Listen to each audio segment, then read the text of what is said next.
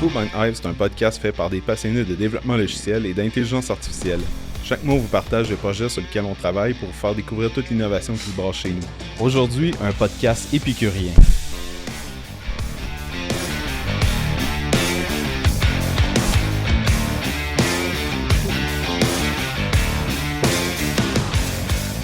Salut tout le monde, bienvenue au 10e podcast de la Vauban Hive. Aujourd'hui, j'ai deux invités, Émilie et Touz. Bienvenue. Merci. Aujourd'hui, on va parler d'une application grand public qui s'appelle Resto Plaisir. Ceux qui écoutent, peut-être que vous avez déjà utilisé l'application dans un des... Plaisir et privilèges. Plaisir et privilèges. Merci de me reprendre, Touz. Donc, Touz, veux-tu commencer? Commencer par quoi? C'est quoi ton parcours? C'est quoi ton nom? C'est quoi ton poste? Qu'est-ce que tu fais chez Vauban? On m'appelle Touz chez Vauban, Guillaume Tousignan pour les noms intimes. J'ai un parcours traditionnel, j'ai fait un DEC en informatique. J'ai pensé aller à l'université, j'y ai pas été, ça me tentait pas, c'était trop long. Puis après 2 ans, je me suis retrouvé chez Vauban. Depuis ce temps-là, je suis ici. Tu es plus spécialité front-end, back-end ou t'es plus dans le full stack et... On le dira pas à personne, mais moi j'aime mieux le front-end. Mais je fais du back-end aussi. Je fais de tout en fait. Ok. Mais beaucoup plus front-end. Si j'ai une tâche à prendre dans du front-end ou du back-end, front-end, tout le temps. Ok. Puis toi, Émilie? Yes.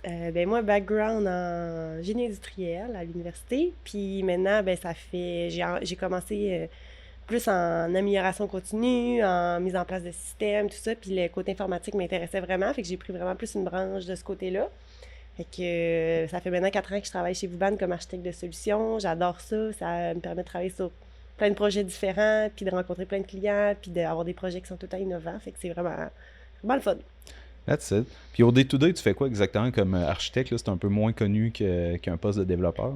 Oui, tu sais, ça varie tellement. Sérieusement, ça peut être autant de la prise de besoin avec un client, de parler avec les développeurs pour voir, dans le fond, challenger des solutions possibles, estimer des projets, puis faire tout le côté architecture, travailler aussi avec les top geeks qu'on appelle, là, qui vont faire plus le volet infrastructure, cloud.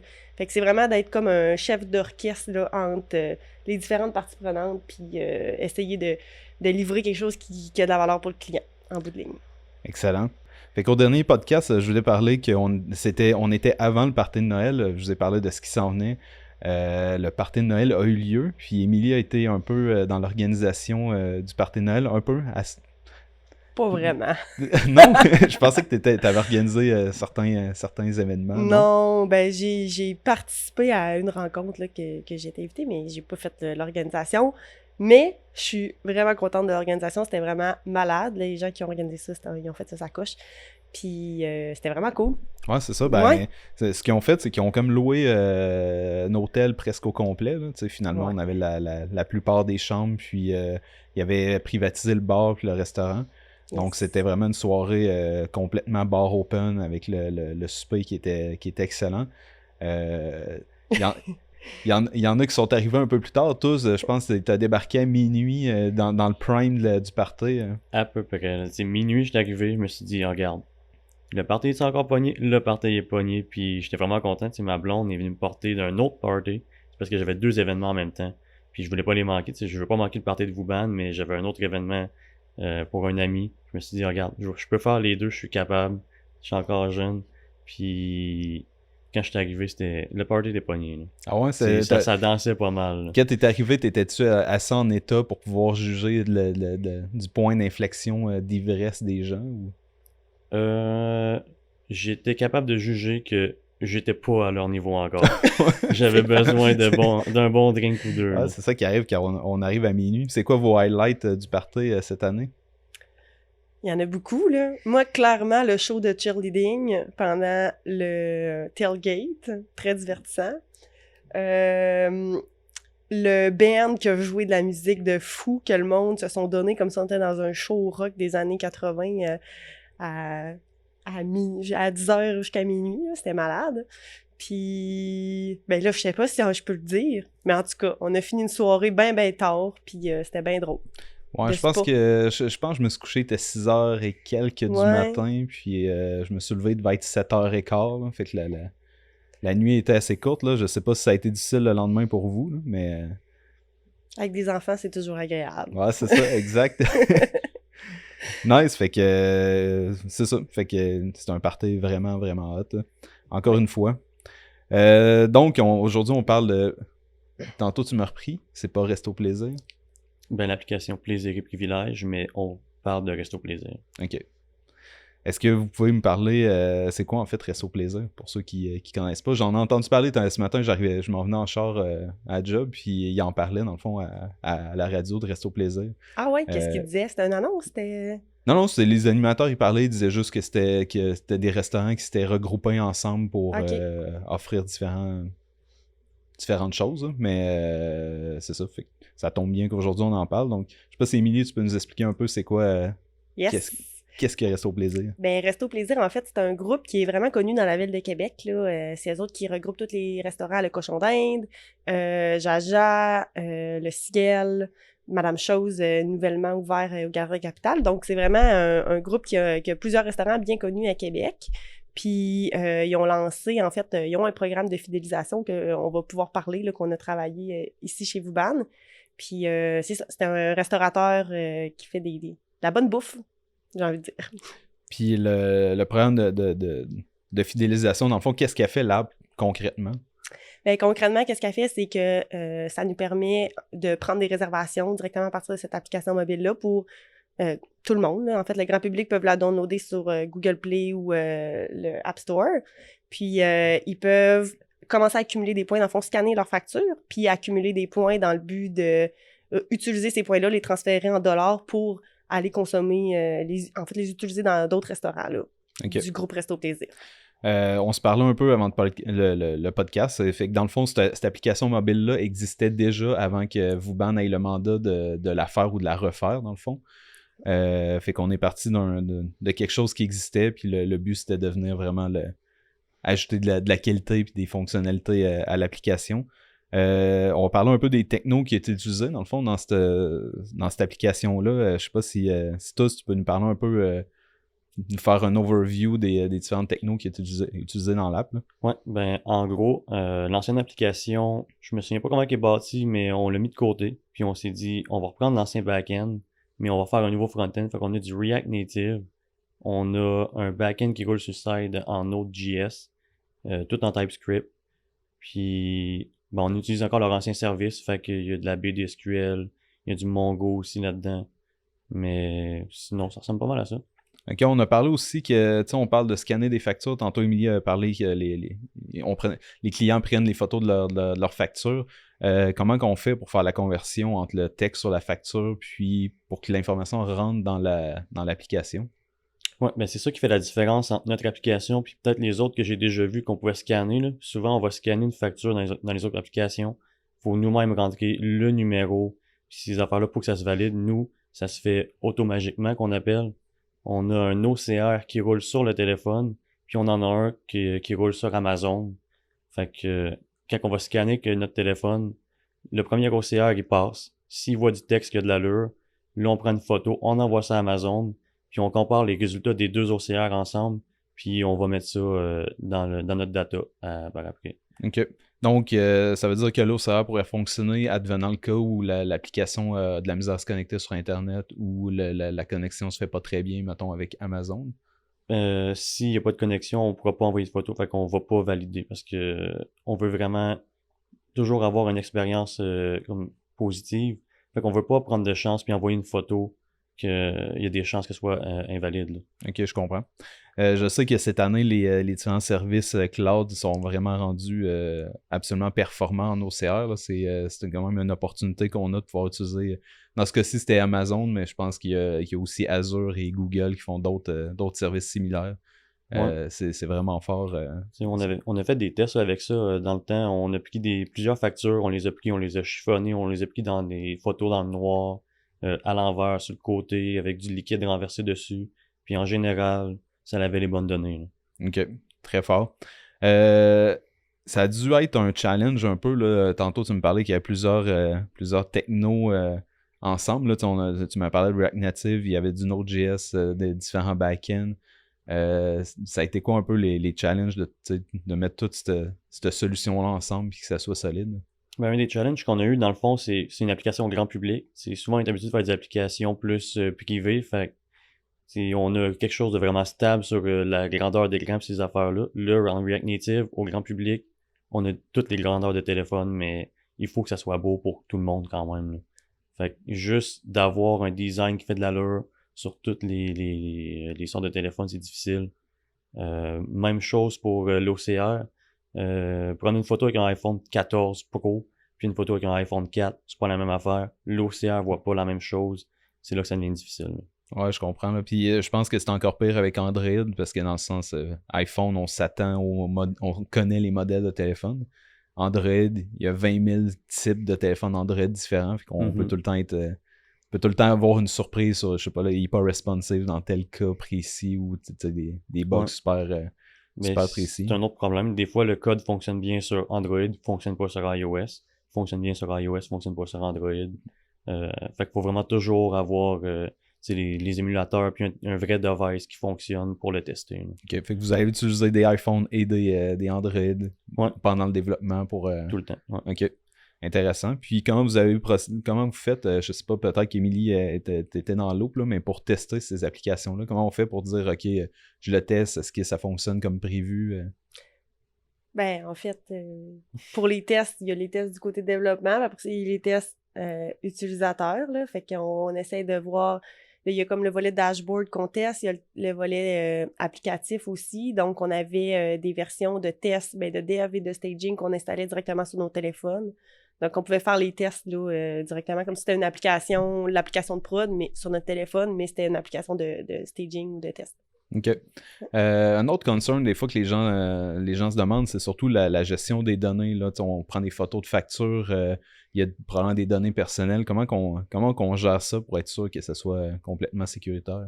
En fait, on utilise tous les services d'Amazon, puis tout est encrypté directement dans Amazon. Toutes les sécurités sont vraiment par niveau spécifique.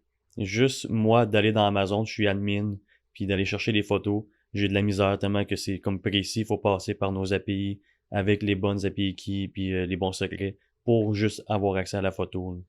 C'est quand même vraiment difficile. Okay. On se base sur Amazon. Là. Je comprends. Fait qu'on a une application qui est sécuritaire, qui prend les photos. Dans le fond, l'objectif, c'est de fidéliser le client puis d'avoir des récompenses. Peux-tu nous expliquer, Émilie, en quoi... Je l'ai manqué, celle-là. Hein? Comment que les utilisateurs peuvent échanger ces points-là puis les utiliser? Ça sert à quoi, dans le fond? Oui, en fait, les points se convertissent en dollars. Fait que il y a comme des taux de conversion là, qui ont été prédéfinis. Fait que, par exemple, 1000 points vaut 10 $. Fait que les gens, directement dans leur application, peuvent échanger leurs points. Donc, ils l'échangent contre des bonus dollars qui leur génèrent un code barre. Quand ils arrivent au restaurant, ils vont simplement montrer leur code barre à la serveuse ou au serveur. Puis, ils vont scanner le code, puis ça va appliquer le coupon rabais sur le total de leur facture. Okay. C'est aussi simple que ça. Est-ce qu'on a une idée de combien il y a d'utilisateurs de l'application jusqu'à maintenant? C'est une bonne question. La dernière fois qu'on avait checké, ça fait déjà un bout, puis c'était plusieurs milliers d'utilisateurs, mais je sais que là, il y a un gros boom parce qu'ils font la promotion là, de ce programme-là, puis ils lancent dans toutes les succursales. C'est une bonne question. Je pourrais pas dire. Dans les milliers, là, mais... On a beaucoup de factures qui passent par jour. On voit que c'est une tendance toujours en montant. On a envoyé l'application en prod, puis on voyait au début que c'était lent, puis ça fait juste monter en fait. Là. Okay. Le nombre de factures. Fait pour les utilisateurs, ça doit suivre aussi. Là. OK. Fait que le nombre d'utilisateurs n'a pas d'impact sur les technologies et l'infrastructure qui est utilisée. Par exemple, dans Amazon, ça va scaler up automatiquement, même s'il y a de plus en plus d'utilisateurs. Ouais. Excellent. Tu as parlé brièvement tantôt, Émilie, d'un dashboard, dans le fond. Ouais. Peux-tu nous expliquer un peu plus à quoi ça sert? Oui, mais dans le fond, ce dashboard-là, ce qu'il fait, c'est qu'on voit... En fait, c'est pour l'administration de Resto Plaisir. Fait qu'eux autres, ils rentrent sur leur dashboard, ils voient les numérisations qui ont été faites, les gens qui sont inscrits au programme, les différentes récompenses qui sont... qui sont programmés, là, en fait.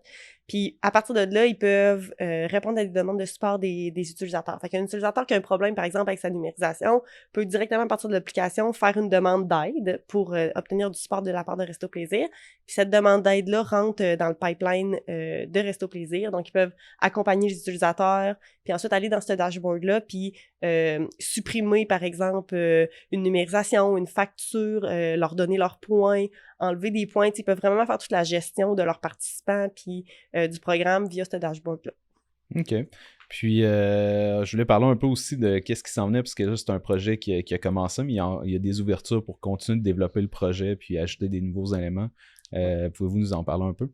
Oui, bien dans le fond, toute la mise en place de cette application-là, c'est oui, pour fidéliser les clients, mais aussi les employés. Si on n'en a pas parlé, on pourra en parler un peu plus en détail, mais l'objectif, c'est après ça d'aller connecter ça avec un outil, je sais pas si je peux dire le nom, en tout cas, c'est Salesforce qui est un CRM, mais le volet Marketing Cloud, fait que tout le volet cloud de marketing, dans le but de faire du marketing ciblé.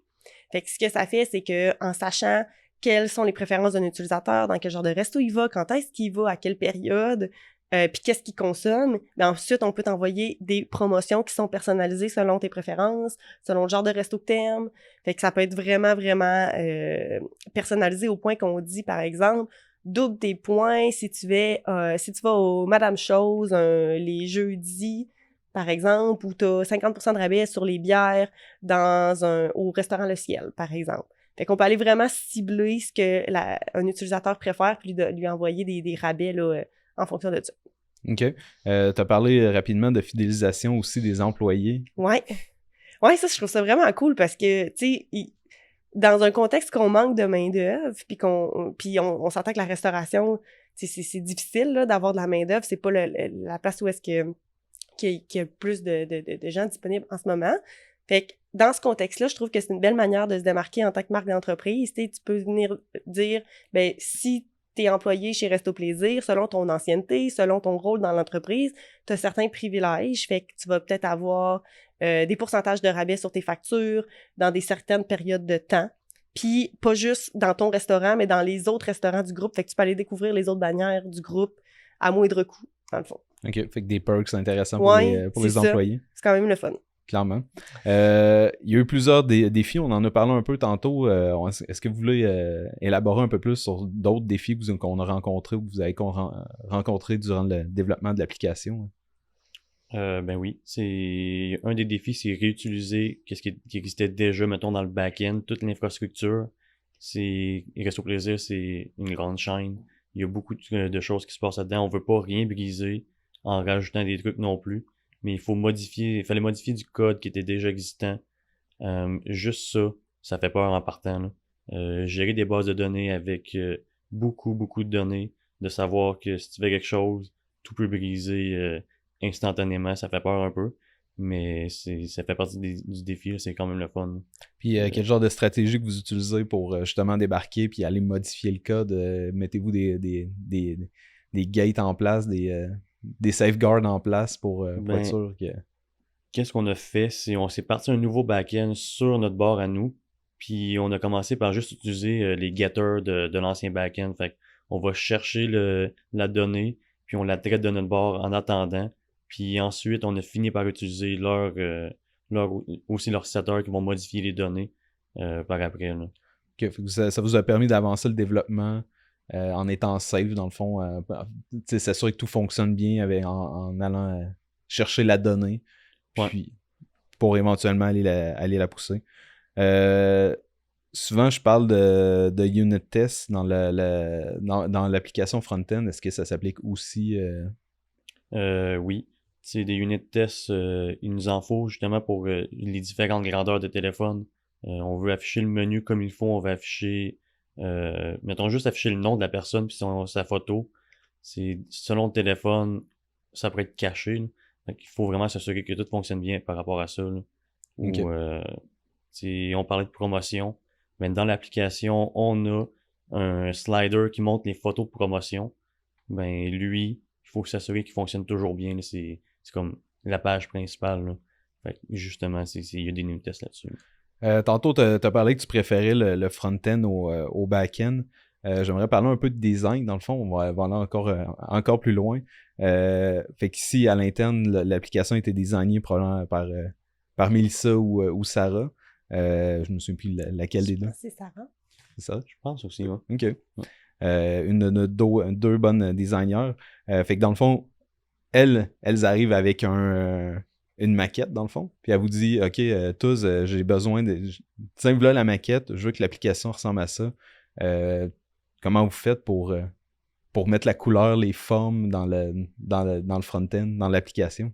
Ben, on finit toujours par prendre une librairie qui existe déjà, là, pour le design language qu'on appelle de nos components. Mais après ça, on les modifie quand même beaucoup avec du CSS. Puis, qu'est-ce qui est difficile, c'est de s'assurer que ça fonctionne bien, que ce soit vraiment pixel perfect sur tous les téléphones. C'est juste la grosseur puis tout ça. Mais sinon, c'est toujours tout du custom qu'on fait, là. OK. Fait que vous partez pas de from scratch non plus, là. Vous pouvez partir, mettons, de material design ou quelque chose du genre, puis venir modifier le CSS pour adapter le... Dans le web, ça se fait bien. Material design, il y a des bonnes librairies, mais dans le mobile, il y en a moins. C'est les librairies qui sont disponibles, je dirais qu'ils sont moins performantes, moins belles, c'est moins, je sais pas, enterprise, c'est plus des librairies faites par des utilisateurs un peu, tu sais, comme moi, là, j'ai fait une librairie, j'ai mis ça sur GitHub, on utilise ça. C'est moins, je sais pas, c'est moins professionnel, fait qu'il faut vraiment aller la modifier, là. OK. On s'adresse, tu sais, le podcast a pour but de s'adresser à des futurs employés de Vauban, puis tu sais, on essaie d'attirer des gens chez nous. Puis ce que je trouve intéressant, c'est de vous avoir ici aujourd'hui pour en parler.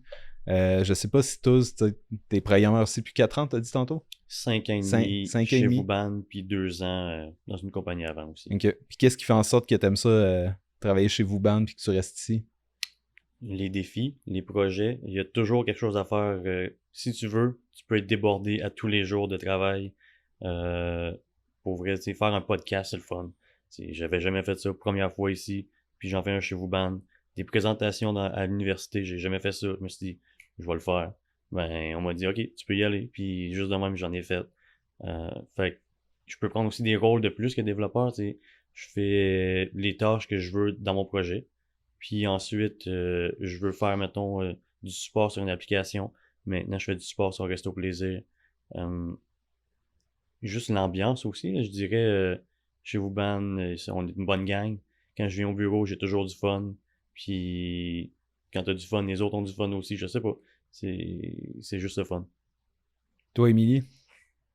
Ben, tout ce que Toz a dit, je suis 100% d'accord. Puis moi, de mon côté, je dirais un autre volet que je trouve vraiment intéressant, c'est le fait que le monde se font confiance. Il y a personne qui est là au-dessus de mon épaule puis qui dit « Là, faut que tu fasses ça comme ça », puis le monde avec qui tu travailles sont vraiment sa coche. Fait que t'as des défis qui sont intéressants, qui sont challengeants, qui sont motivants. T'as des gens sa coche à côté de toi qui travaillent avec toi. Puis t'as des gestionnaires, des gens qui te font confiance puis ils disent « Go, Jean ». Vas-y, t'es capable. Puis ça, juste ça, c'est une ambiance de travail, de confiance qui fait que c'est le fun de travailler puis de se dépasser. Fait que moi, ça, j'aime bien ça. Sinon, les jeudis, qu'on prend une petite bière relax aussi, que c'est juste agréable, que je suis dans mon îlot avec la gang de filles puis qu'on jase de tout et de rien puis que on va se faire un souper de girls ensemble un jeudi soir. Clairement. Puis en plus, c'est pratique le jeudi soir parce que le vendredi, on a la possibilité de faire des semaines de 4 jours, dans le fond. Oui, aussi. Fait que ça, c'est très nice, ça. Puis dernièrement, tu sais, je sais que t'as eu des enfants, Émilie, puis moi aussi, là, mais j'utilise beaucoup la flexibilité d'horaire, dans le fond, là. Fait que c'est hot, là, comme des journées que je peux faire 10 heures, puis l'autre, j'en fais 4 parce que c'est juste plus convenient pour... l'organisation. Clairement, tu sais, le meilleur exemple, moi, à matin, là, ben, hier, mon petit, il a décidé qu'il se couchait à 1h, pas de bon sens. Fait qu'à matin, ben, il s'est levé à 1h, pas de bon sens. Fait que j'étais arrivée au travail plus tard, puis il y a personne qui est venu me dire que ça marchais pas, tu sais. J'étais arrivée à 9h30, 10h, puis à soir, ben, je vais peut-être en faire à soir un peu plus de travail. Je vais peut-être le reprendre une autre journée, puis c'est vraiment une horaire flexible pour vrai, tu sais. C'est pas juste écrit debout sur un papier. Ouais, c'est ça. C'est pas juste pour faire cute. Non, c'est ça. Great. Donc, merci tout le monde d'avoir écouté le podcast avec Touz et Émilie. Merci d'être venus tous les deux. C'était, comme Touz disait tantôt, c'était sa première expérience. Toi aussi, Émilie. Ouais. Je devrais vous réinviter d'autres fois là, quand j'ai des gens qui sont in de faire des podcasts. Je vais vous réutiliser étant donné qu'il y a plusieurs projets puis qu'il y a plusieurs autres projets avec lesquels on pourrait jaser. Donc, merci à vous deux. Puis, bonne journée tout le monde. À la prochaine. Merci. Merci.